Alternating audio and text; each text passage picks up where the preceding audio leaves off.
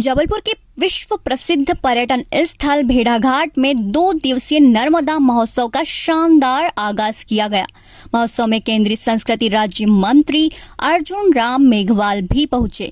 इस मौके पर केंद्रीय राज्य मंत्री मेघवाल ने कहा कि भेड़ाघाट क्षेत्र के सुंदरीकरण और विकास के लिए हर संभव कोशिश की जाएगी। इसी के साथ ही रानी दुर्गावती समाधि स्थल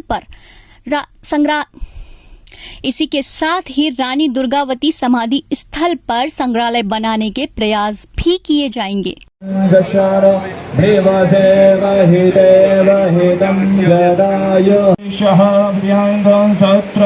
अजायत धूपं दर्शयामि अखंड श्रीफलम अभिदिग्यम।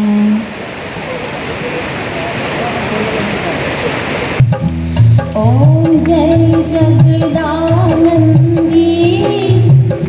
मैया जय आनंद कंदी देवकी शारद भगवंती विराजत शूलपाणी गढ़ी में विराजत घाटन घाट पूजावत रत्ना सागर में समावत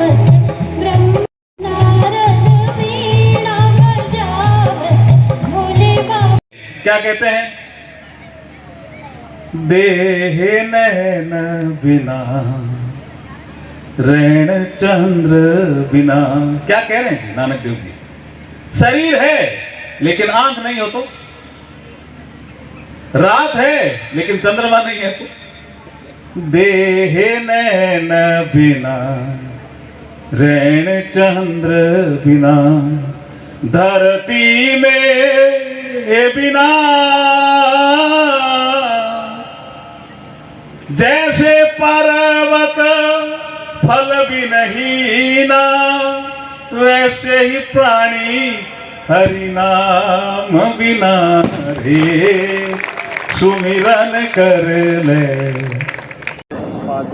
देखिए, पहले तो मैं बहुत बधाई देना चाहता हूँ राकेश सिंह जी को, जो जबलपुर के लोकप्रिय सांसद हैं, और इसके बारे में मुझे कई वर्षों से कह रहे हैं कि आपको नर्मदा महोत्सव देखना चाहिए, लेकिन मैं इस रूप में देखूंगा, मुझे इसकी जानकारी नहीं थी। तो अब तो संस्कृति राज्य मंत्री के नाते मैं जब इसको देख रहा हूं, तो प्रधानमंत्री जी ने लाल किले की प्राचीर से 5 प्रण लिए थे।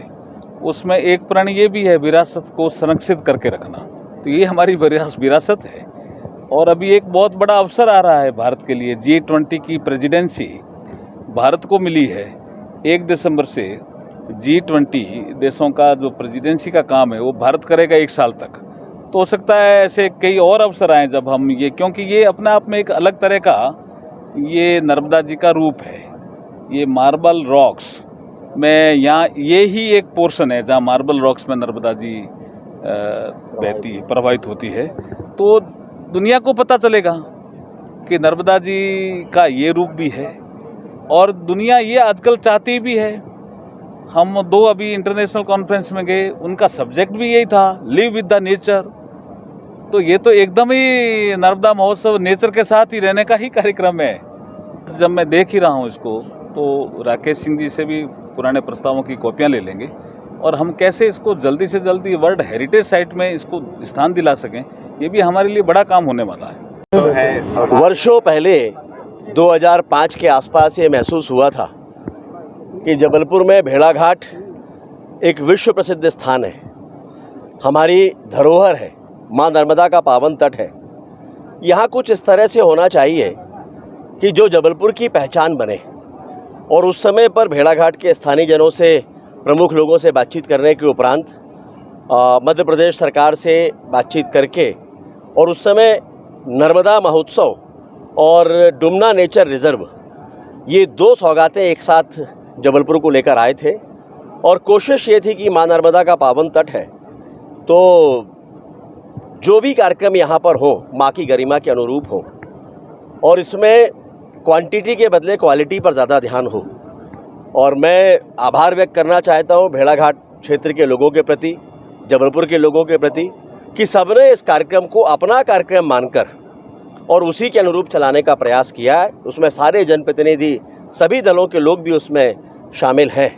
और मुझे कहते हुए खुशी है, इतने वर्षों से, पिछले कोविड का 2 वर्ष का कार्यकाल छोड़ दें तो अनवरत ये कार्यक्रम चल रहा है। और आज ये मध्य प्रदेश नहीं, देश में अपनी एक पहचान बना चुका है। मंडम क्षेत्र में थे, रानी दुर्गावती जी की जयंती का एक कार्यक्रम था और वहाँ पर मैंने आग्रह किया था उनसे, और वो भी मन बनाकर आए थे। उन्होंने कहा है कि एक वृहद तैयार करके प्रस्ताव उनके पास में भेजें, ताकि रानी दुर्गावती के पूरे जीवन पर एक अच्छा म्यूज़ियम या कोई अच्छी बहुत रचना उनके समाधि स्थल पर तैयार हो सके। देखिए, निश्चित रूप से पहले तो मैं सबको बधाई शुभकामना के साथ, क्योंकि हमारे केंद्रीय मंत्री आए, इसलिए मेरा भी कर्तव्य बनता रहा कि यहाँ क्षेत्रीय विधायक के नाते उनका स्वागत करूँ, सम्मान करूँ। और हमारी जो भव्यता होनी चाहिए थी, उसका कारण है संकुचित मानसिकता और शासन प्रशासन का, इसको राजनीतिकरण कराने का जो प्रयास किया, और जो पार्टी वाइज ऐसा लगा के आयोजन है,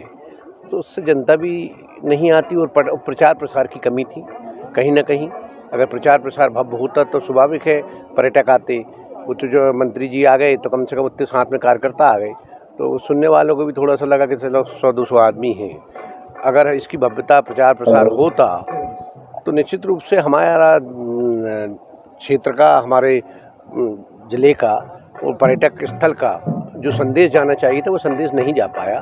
और जब हम लोगों की सरकार थी उस समय जो भव्य आयोजन हुआ था, उसमें माननीय तत्कालीन वित्त मंत्री जी ने 5 करोड़ का प्रावधान रखने की बात की थी। सरकार चली गई। अगर 5 करोड़ का प्रावधान हो जाता तो निश्चित रूप से 5 दिन का कार्यक्रम हो जाता, और ऐसे कार्यक्रम के पैर रखने जगह नहीं मिलती, और उसका पूरा प्रचार पूरे देश में, प्रदेश में होता नहीं है।